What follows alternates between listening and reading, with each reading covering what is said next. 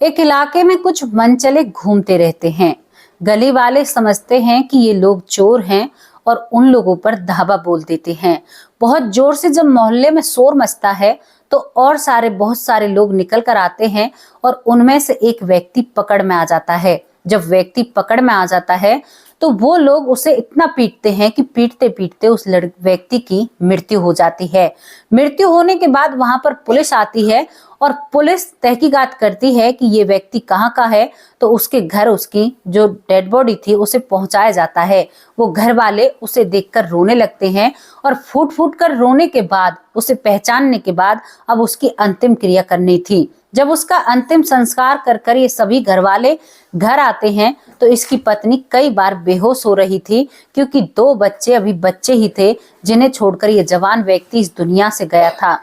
दोस्तों, शोक सभा रखी जाती है। लोगों का आना जाना तांता सा लगा रहता है। सभी लोग इनके पास आते हैं और यहाँ पर सभी एकदम से कहते हैं कि ऐसा कैसे हो सकता है, किसी को ऐसे कोई कैसे मार सकता है। कई लोग विरोध भी करते हैं, लेकिन इसके बावजूद जब चोर के कहने पर इसकी पिटाई हुई थी तो घर वाले कहीं ना कहीं दब जाते हैं और यहाँ पर इस व्यक्ति को मरे हुए अब 12 दिन हो जाते हैं। धीरे धीरे परिवार अपने आप को संभालने की कोशिश करता है। धीरे धीरे वक्त निकलता है। 27 दिन इस व्यक्ति को मरे हुए हो जाते हैं। इसका भाई इसके बच्चों को देख रहा था, इसकी पत्नी को देख रहा था, अपने माँ बाप को देख रहा था और अपने परिवार को देख रहा था कि मेरा परिवार मेरे भाई बिना कितना टूट चुका है, जो छोटा भाई होता है। लेकिन दोस्तों, इसकी पत्नी आंगन में झाड़ू लगा रही थी। तभी यहाँ पर जिस व्यक्ति का इन लोगों ने अपने हाथों से अंतिम संस्कार किया था, वो चौखट पर खड़ा होकर इससे कहता है कि क्या कर रही हो, 27 दिन तक मेरी कोई सुध नहीं ली है। ये महिला झाड़ू को छोड़कर तुरंत वहां पर बेहोश हो जाती है। अंदर से 2 छोटे बच्चे आते हैं और वो इस व्यक्ति को देखकर कहते हैं कि पापा भूत आ गए, पापा भूत आ गए। माँ बाप भी देखकर डर के कारण कमरे के अंदर चले जाते हैं और जो भाई होता है वो भी डर के कारण एक तरफ खड़ा हो जाता है कि आज हमारे घर में दिन दहाड़े भूत आ गया। दोस्तों, यहाँ पर पूरा मोहल्ला डर जाता है। आखिरकार जिस व्यक्ति को अपने हाथों से अंतिम संस्कार किया था वो कैसे वापस आ सकता है और वो दिन के वक्त कैसे पूरे परिवार को डरा रहा था, ये क्या घटना होती है।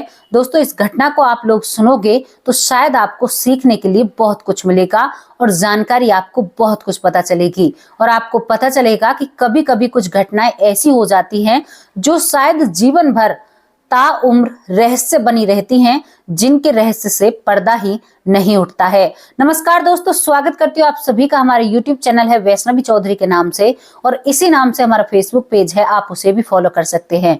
घटना की शुरुआत होती है दिल्ली के एक इलाके से, जो कि ऑटो डेली इलाका बस्ती होती है, जहां पर रात के करीबन 1 बजे कुछ लोग अपने दरवाजे पर खड़े रहते हैं, पहरा दे रहे थे। क्यों पहरा देते हैं कि इस बस्ती में बहुत ज्यादा चोरी चल रही थी और बहुत ही ज्यादा घरों से सामान उठ रहे थे। अब ये सभी बस्ती के लोग इकट्ठा होकर उस बस्ती में पहरा देते हैं और अपनी बस्ती का खुद ही ख्याल रख रहे थे। तभी यहाँ पर 3 लोग आते हैं और 3 लोग जब रात के 1:30 बजे इनकी बस्ती की तरफ बढ़ रहे थे तो ये लोग इनको समझते हैं कि ये चोर हैं। जैसे ही ये व्यक्ति चोर चोर कर इनकी तरफ भागते हैं तो 2 व्यक्ति तो भाग जाते हैं, लेकिन एक व्यक्ति इनकी पकड़ में आ जाता है। जो व्यक्ति पकड़ में आया था, अब वहां पर पूरी ये बस्ती इकट्ठा हो जाती है और जब बस्ती इकट्ठा होती है तो जिसका मन कर रहा था वही उस व्यक्ति में 2 धर दे रहा था और इस व्यक्ति की इतनी पिटाई की जाती है कि 1 घंटे के अंदर इस व्यक्ति को इस दुनिया से ही दूर कर दिया जाता है, पीट पीट कर। अब यहाँ पर जब इन लोगों का गुस्सा शांत होता है, क्योंकि इनके घरों से बहुत सामान चोरी हो चुका था, तब तक वो व्यक्ति मर चुका था। मरने के बाद वहां पर पुलिस बुलाई जाती है। जब वहां पर पुलिस आती है तो पुलिस पूरी बस्ती को डांट लगाती है कि तुम लोग कैसे हो, तुमने ये नहीं देखा कि एक व्यक्ति से क्या बीतेगी और उसे तुमने पीट पीट कर ही मार दिया। तो वो कहते हैं कि साहब, हमें चोर नजर आ रहा था।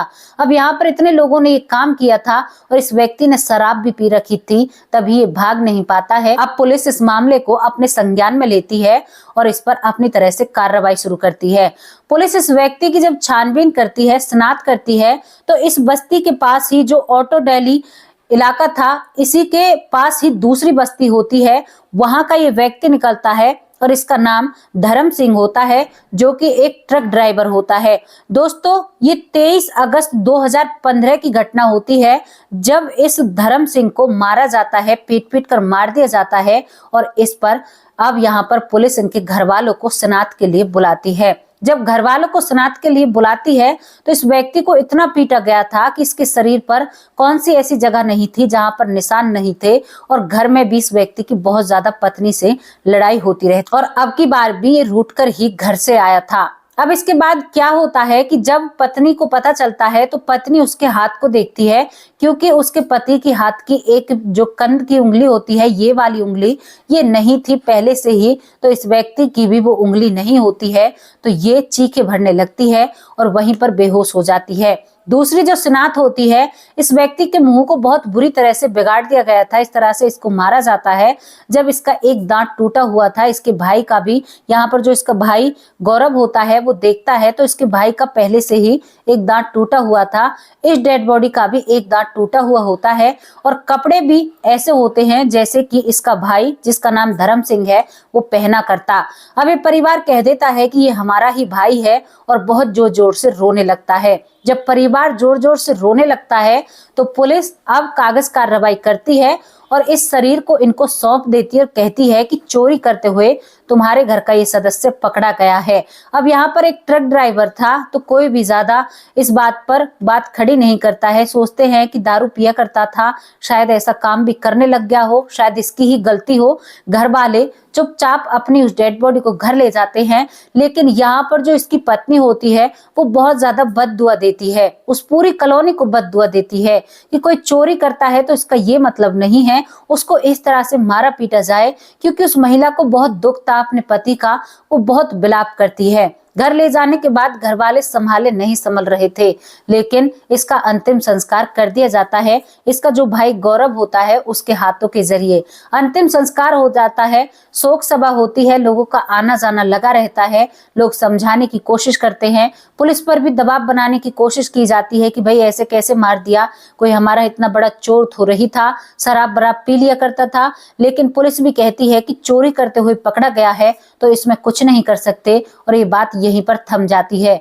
धीरे धीरे परिवार अपने आप को संभालने लगता है और इस व्यक्ति को इस दुनिया से गए हुए 27 दिन हो जाते हैं। अब दिन आता है 18 सितंबर 2015। 18 सितंबर 2015 को एक इनके पास का, यानी कि धर्म सिंह के घर के पास का व्यक्ति बाजार में कुछ सामान खरीद रहा था, तभी उसकी नजर धर्म सिंह पर पड़ती है।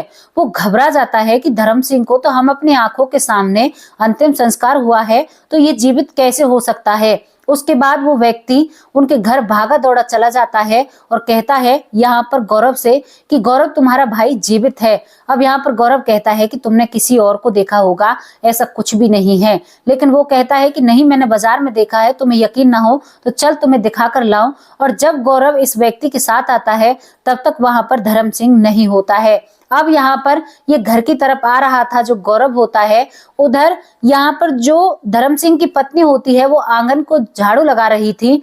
तभी वो देखती है कि चौखट पर खड़ा होकर उसका पति कहता है कि तुम्हें तो मेरी कोई चिंता ही नहीं है, तुमने तो एक बार भी मेरे पास फोन भी नहीं किया।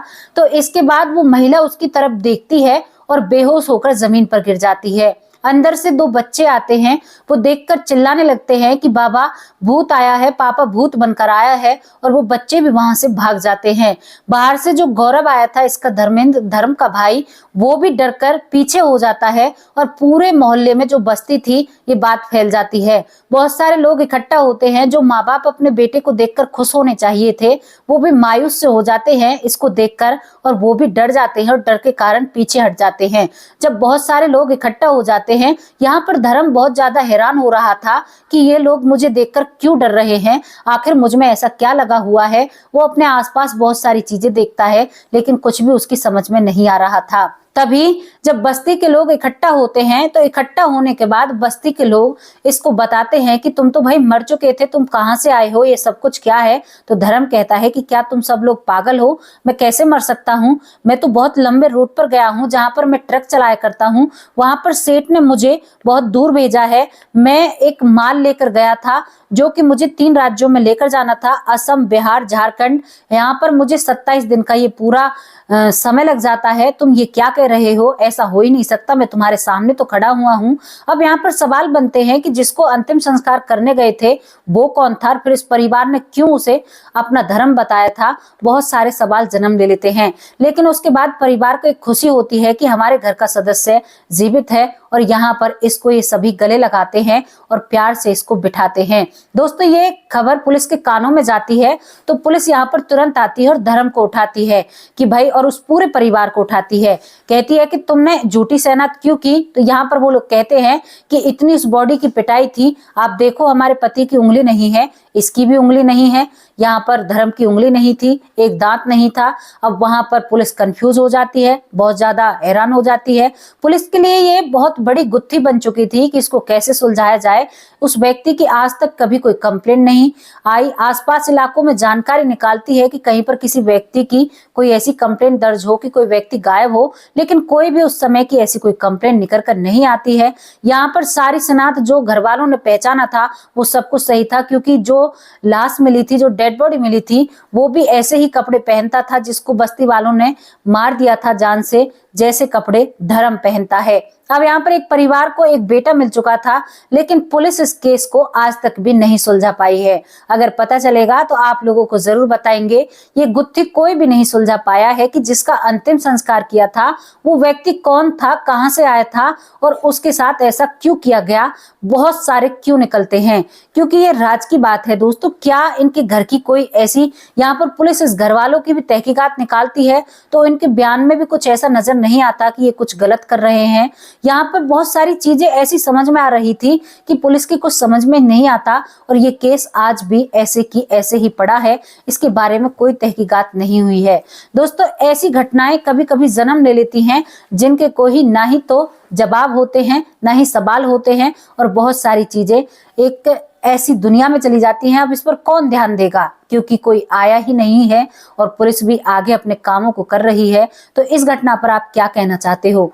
ऐसे ऐसे काम हो जाते हैं तो अपने आप को सुरक्षित रखो, सावधान रखो, अपने आप को सही से रखो, ताकि आपका कोई फायदा ना उठा पाए। क्या पता उस व्यक्ति का फायदा उठाया गया हो, उसे शराब के नशे में शायद झोंक दिया गया हो बस्ती वालों के सामने। कुछ भी हो सकता है, कोई आपसे कहीं भी रंजिश निकाल सकता है, क्योंकि आप सोच कर देखो, इतना ज्यादा हर चीज सेम तो नहीं हो सकती, कुछ ना कुछ तो बात रही होगी, लेकिन क्या बात रही होगी ये किसी को भी मालूम नहीं है। लेकिन एक परिवार को अपने घर का सदस्य मिल चुका है। दोस्तों, ये घटना यहीं पर समाप्त हो जाती है। ये घटना थी जो आप लोगों को बतानी जरूरी थी, ताकि आप लोग सावधान रहें, सतर्क रहें और ऐसे दुश्मनों से सुरक्षित रहें, कभी भी ऐसी गलती ना करें। यहाँ पर जब धर्म के उस मालिक से पूछा जाता है, जहां पर धर्म ड्राइविंग की नौकरी करता है, तो वो मालिक कहता है कि हाँ, मैंने इसको भेजा था। अब पुलिस एक और सवाल पूछती है, भाई तुमने घर फोन क्यों नहीं किया? तो यहाँ पर धर्म बताता है कि मैं घर पर लड़ाई कर कर गया था, मुझे बहुत गुस्सा था, मैं वहां पर शराब पीता हूँ, ट्रक चलाता हूँ, मैं घर पर फोन ही नहीं करता। इसके ऊपर पुलिस वाले इस धर्म को डांट लगाते हैं कि शराब का सेवन कर कर वाहन को नहीं चलाना चाहिए, तुम किसकी जान ले लो। दोस्तों, यहाँ पर यही सब कुछ होता है, लेकिन कोई भी चीज का समाधान नहीं निकलता है।